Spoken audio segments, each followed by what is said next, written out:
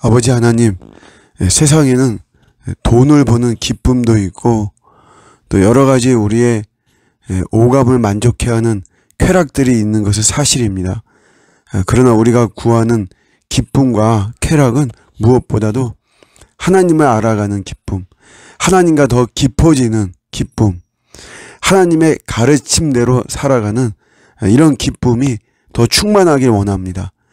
오늘 하루 그렇게 우리 하나님의 뜻을 이루는 그 속에서 우리 기쁨과 즐거움과 행복감을 느끼고 누리는 하루가 되게 하여 주시옵소서. 감사드리고 예수님의 이름으로 기도드립니다. 아멘. 네, 오늘 주시는 말씀은 열왕기상 2장 5절입니다. 수르야의 아들 요압이 내게 행한 일 곧 이스라엘 군대의 두 사령관 넬의 아들 아브넬과 예델의 아들 아마사에게 행한 일을 내가 알거니와 그가 그들을 죽여 태평시대에 전쟁의 피를 흘리고 전쟁의 피를 자기의 허리에 띤 띠와 발에 신은 신에 묻혔으니 내 지혜대로 행하여 그의 백발이 평안히 스올에 내려가지 못하게 하라. 아멘. 오늘 열왕기상 2장 우리 앞부분 1절에서부터 이제 12절까지는 특별히 이제 이 5절입니다. 5절부터 12절 여기까지는 사실 쉽게 이해가 안 되는 구절입니다. 왜냐하면 다윗이 두 사람을 죽이라고 이 아들에게 유언처럼 이야기를 하고 있는 것이거든요. 사실 다윗의 인품이 높게 평가되는데 이렇게 죽어가는 마당에 노쇠한 이런 마당에 어린 자녀에게 사람을 죽이라고 하는 이런 거를 이렇게 뭐 유언으로 남기는 이런 모습이 이해가 안 되는 거죠. 결론적으로 말씀을 드리면 다윗의 이런 모습은 복수의 개념이 아닙니다. 보복하고 복수하고자 하는 그런 개념이 아니에요. 그럼 뭐냐? 이 단어를 기억하면 좋겠습니다. 권징의 개념입니다. 권징. 우리 매일 성경 해설해 보면 이렇게 나와 있어요. 다윗은 임종이 가까워지자 솔로몬을 불러 유언을 남깁니다. 먼저 율법을 철저히 지키고 그 다음으로 자신이 못다한 권징을 시행하라고 지시합니다. 이렇게 이야기하고 있어요. 뭐 아주 가장 적절한 이런 표현이다라고 생각합니다. 다윗이 보복과 복수의 개념으로 내가 이 요압과 시므이를 생각하면 막 이가 갈린다. 저놈들을 내가 죽이지 못해 한이 된다. 네가 죽여라. 라고 하는 그런 복수와 보복의 개념이 절대 아니고 권징의 개념인 거죠. 한번 볼게요.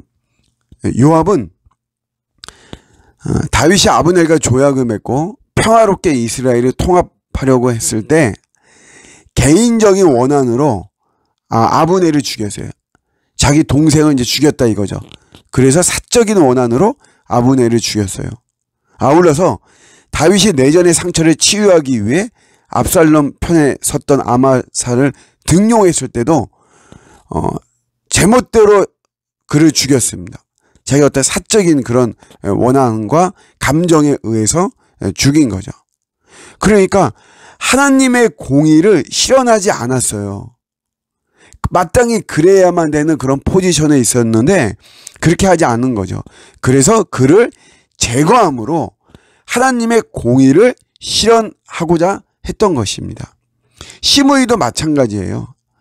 다윗이 압살롬을 피해 도망할 때 다윗을 지독하게 저주했죠. 다윗은 기름 부음 받은 자입니다. 그를 그렇게 저주하고 그를 살해하고 이런 거는 하나님의 법을 어기는 것이에요. 우리가 다윗이 사울 임금을 왕을 사실 죽일 수 있는 기회가 2번이나 있었죠. 그러나 그렇게 안 했습니다. 왜냐? 하나님의 기름 부음을 받은 자니까. 하나님의 법이니까. 근데 시므이는 그런 거를 무시한 거죠. 그래서 시므이를 제거함으로 하나님의 법을 성실하게 지키겠다라고 하는 그런 의도가 있는 것이에요.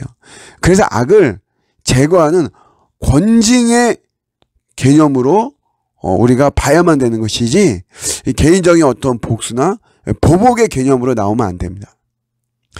우리가 세상의 눈은 이런 게 있어요. 예수 믿는 사람들이 왜 사랑을 베풀지 못하느냐.